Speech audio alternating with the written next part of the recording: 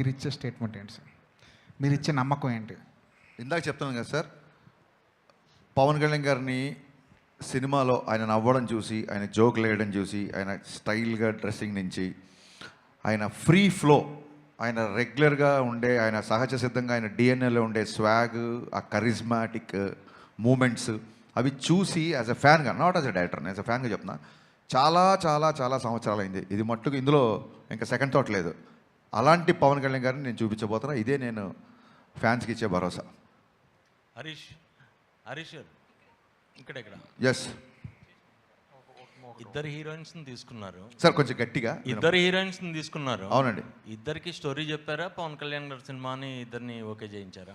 లేదు, లీల గారికి ఫుల్ ప్లెజ్డ్గా, లీల గారు వాళ్ళ మదరు ఆఫీస్కి వచ్చి ఫుల్ ప్లెజ్డ్గా కథ విని ఫుల్ ఎక్సైట్ అయిపోయి గంతులేసి ఆ తర్వాత షూటింగ్కి వచ్చారు.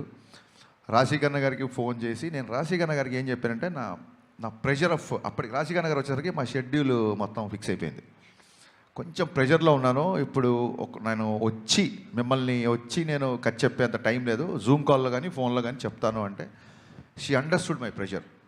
హరీష్, నేను వస్తాను డైరెక్ట్గా, నేను సినిమా చేసేస్తున్నా, నాకు పవన్ కళ్యాణ్ గారితో ఎప్పటి నుంచో చేయాలని ఉంది, I will do this film అన్నారు. ఇమ్మీడియట్గా వచ్చిన తర్వాత నువ్వు వచ్చి చేసేస్తావు కరెక్ట్గా, నువ్వు చేయాలంటే ముందు క్యారెక్టరేషన్ తెలియాలి కదా అని చెప్పి అప్పుడు నేను క్యారవాన్లో క్యారెక్టరేషన్ కథ మొత్తం చెప్పిన తర్వాత షిగే ఆ రకంగా. అలాగా కళ్యాణ్ గారి పేరు చెప్పి మేము కథ చెప్పాం, మీరు షూటింగ్కి వచ్చాండి, అలాంటి ఆయన పేరు చెప్పి భయపెట్టాలి అవి లేవండి. ఆయనకి భయపడడం తప్ప ఆయన పేరు చెప్పి భయపెట్టాలి లేవు. ఇందాక మీరు మాట్లాడుతూ శ్రీలీల గురించి Q&Aలో కొన్ని చెప్తా అనగానే శ్రీలీల పాపం క్వశ్చన్ మార్క్ పెట్టింది ఫేస్. అంతే సార్, అంటే ఇప్పుడు ఇలాంటివి మాట్లాడితేనే కదా కొంచెం దాన్ని ఏమంటారు, కంటెంట్ వైరల్ అవుతాయి. హరీష్ గారు, మీరు ఏ ముహూర్తాన్న ఇచ్చి పడేసే గోత్రం ఎరగదీసే నక్షత్రం అనే డైలాగ్ రాశారో అది ఎవరికి వాళ్ళు కన్వే చేసుకుంటున్నారు. అవునండి, చాలా పెద్దగా వైరల్ అయిపోయింది. ఎవరికి వాళ్ళు, ఇప్పుడు పవన్ కళ్యాణ్ గారు కూడా దాన్ని ఆయన స్టైల్లో డిఫైన్ చేసుకున్నారు. అసలు మా ఓడిదే ఇచ్చి పడేసే గోత్రం ఎరగదీసే నక్షత్రం, మా ఓడి ఊరుకోడు, వాడు ఎరగదీస్తాడు ఇచ్చి పడేస్తాడని చెప్పి మీకే ఏదైతే డైలాగ్ ఉందో అది మీకు డెడికేట్ చేశారు. అవునండి. ఇక్కడ ఉన్న ఈ ముగ్గురికి ఈ నక్షత్రాలు ఆ డైలాగ్ని డిఫైన్ చేస్తే ఎవరెవరికి ఎలాంటి డైలాగ్ రాస్తారు సార్ ఈ ముగ్గురికి? ముగ్గురులో అంటే మా నవీన్ గారి నుంచి స్టార్ట్ చేద్దామా? మీది ఏంటి సార్? మీది ఈయనది బాగా ఖర్చు పెట్టే గోత్రం, కలెక్షన్లు రాబట్టే నక్షత్రం. రాశీకన్న గారిది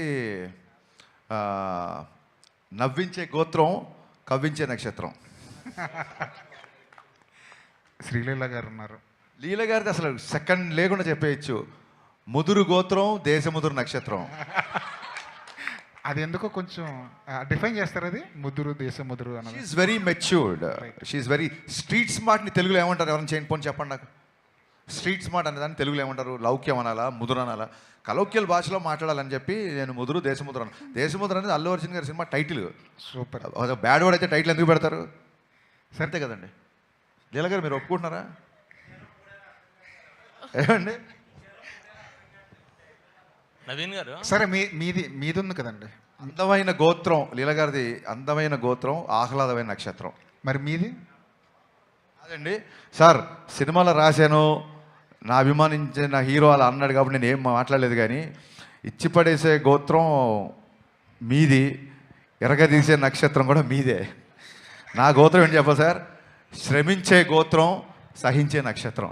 అబ్బా. నవీన్ గారు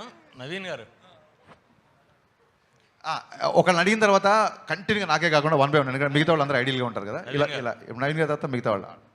నవీన్ గారు, టికెట్ల విషయంలో మీరు సుప్రీంకోర్టు దాకా వెళ్ళారు. టికెట్స్ మీరు అడగలేదా, లేదంటే ఈ సినిమాకి ఇది ఒక